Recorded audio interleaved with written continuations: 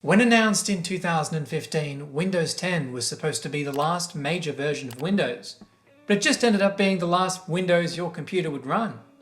With Microsoft putting the nail in the coffin for tens of millions of computers by ceasing important security updates to Windows 10 and going above and beyond to ensure those users can't upgrade to Windows 11. You see, Microsoft received backlash when it released Windows 11 in 2021, part of that being for the TPM 2.0 and CPU requirements. Computers even just a few years old were deemed obsolete. Estimations show Windows 10 still has a very large install base. About 50% of Windows computers in the world still run Windows 10, 4 years after the release of 11. But it wasn't long till people circumvented the requirements and had Windows 11 running on just about anything. Even truly obsolete systems like those from 2008 with Core 2 Duos. However, Microsoft didn't admit their mistake, they doubled down. Both the minimum system requirements and the ability to set up Windows without logging into a Microsoft account. The TPM, or Trusted Platform Module, is a feature required for file encryption and Windows Hello. Both features are of course nice to have, but not something that should really be a system requirement. This laptop has a 5th gen Intel Core i7 and TPM version 1.2, so it's blocked from updating. An aggressive stance on the likes we've never seen before. Windows has always had minimum system requirements, but never have they been so aggressive towards ensuring there's no workaround. With the Windows 11 24H2 update, Microsoft was making their stance known. There was no more beating the system requirements on very old computers, as they added a CPU instruction update to obliterate compatibility. However, this may have been to add certain AI features and allow them to perform better. Users that had successfully bypassed the Windows 11 system requirements initially found that with each new feature release, their computers could not directly upgrade using Windows Update, requiring repatching the OS every time. Not sure if it would still be possible or how it would behave. So you can trick some computers into installing Windows 11, but Microsoft has made it so difficult it really isn't worth all the hassle. Microsoft's official system requirements for Windows 11 being an 8th generation Intel Core CPU or a 2nd generation Ryzen processor. That's essentially saying you need a computer from 2018 or later. Therefore, at launch, Windows 11 only supported computers around 3 years old, compared to Windows 10, which at launch supported around 8 to 10-year-old computers. This is similar to Apple's approach, which uses model years, with their latest macOS, macOS Tahoe, only running on their computers from 2019 or later, essentially putting an expiry date on these devices. And with the death of Windows 10 having just passed on the 14th of October, millions of perfectly working, perfectly capable computers became obsolete. The consumer versions of Windows 10 will no longer receive important security updates, leaving those ineligible to upgrade to Windows 11 dead in the water. But let's be honest, security updates or not, there's still going to be people who don't care and will keep using Windows 10 till software drops support. With a notable exception to enterprise customers on Windows 10 enterprise versions, some of which keep receiving updates till 2032, 7 additional years. This isn't unusual and is a practice seen on previous versions of Windows. Microsoft knows how to keep its large volume purchasers happy. You can force a new version onto consumers easily enough, but a large-scale business or university needs to replace all of their computers to install this new OS. It could cost millions of dollars. So they keep receiving updates for several more years.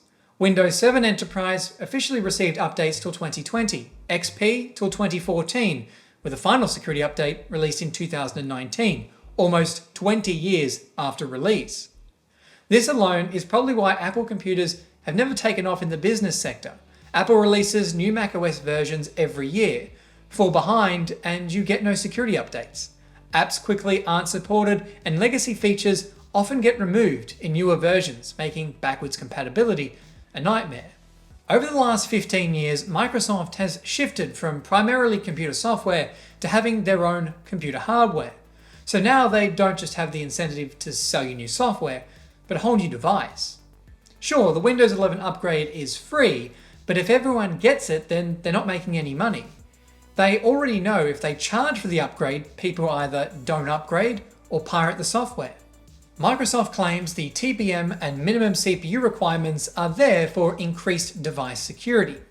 Even so, it's still hard to justify, especially when Windows Recall came onto the scene, a so-called feature that logged everything you did on your computer throughout the day, allowing you to view it on a timeline, websites, apps, and other sensitive information with a click of a button.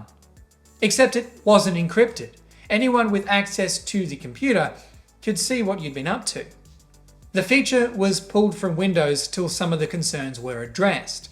The feature is now opt-in, encrypted on device, and requires Windows Hello to access. To make an already unpopular operating system even more controversial, Microsoft started adding ads to the Windows 11 Start menu. So whether you got the free upgrade from Windows 10 or purchased a new $140 Home or $200 Pro edition of Windows, you now get built-in ads. That being said, they can be disabled. Having received a lot of backlash, they announced an extension program starting at $30, and you'll continue receiving security updates, presumably those also received by enterprise customers. Or if you log into your Microsoft account and enable OneDrive backup, you receive it for free. Again, with that Microsoft account. Is that to get you to buy a OneDrive subscription or something else? So either way, a new computer or extended updates, Microsoft will still be making money out of discontinuing Windows 10. Technically speaking, you can migrate your Windows license to an enterprise version, which would require a total reinstall, but you'd get these updates. Although if you were to obtain a license, that would likely mean enrolling your device into someone else's organization. So it's not a recommended path for the average user. If you can't or don't want to run Windows 11, Linux is the only other logical option. It's built around Unix, which is similar to macOS more so than Windows at a core level, but many of the Windows applications you use on a day-to-day basis may not be compatible. Resellers and those trying to keep perfectly capable hardware out of landfill have already jumped on board ditching Windows in favor of Linux. Microsoft isn't going anywhere in the enterprise and business world, but it seems some consumers are fed up with Windows 11, whether for its hardware requirements, privacy concerns, or unwanted features.